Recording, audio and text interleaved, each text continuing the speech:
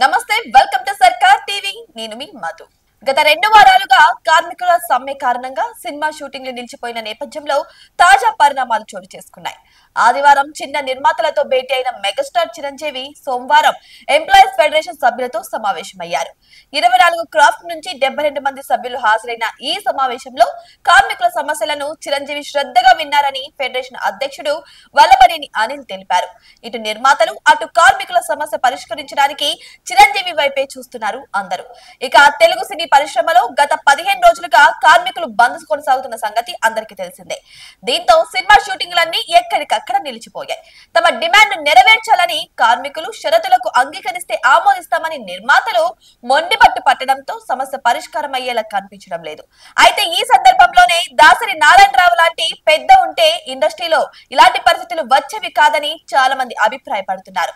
ప్రస్తుతం ఇండస్ట్రీ పెద్దగా ఎవరూ లేకపోయినా చాలా మంది మెగాస్టార్ చిరంజీవిని పెద్ద దిక్కుగా భావిస్తున్నారు.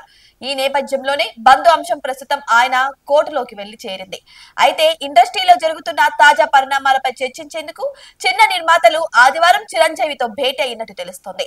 వారి సమస్యలన్నింటినీ విన్న చిరంజీవి సోమవారం 24 క్రాఫ్ట్ కి చెందిన 72 మంది సభ్యులతో సమావేశమయ్యారు.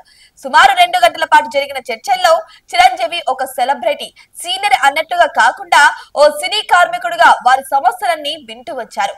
ఈ సందర్భంగా కార్మికులు నిర్మాతల మధ్య పెరుగుతున్న అంతరంపై ఆందోళన వ్యక్తం చేశారు.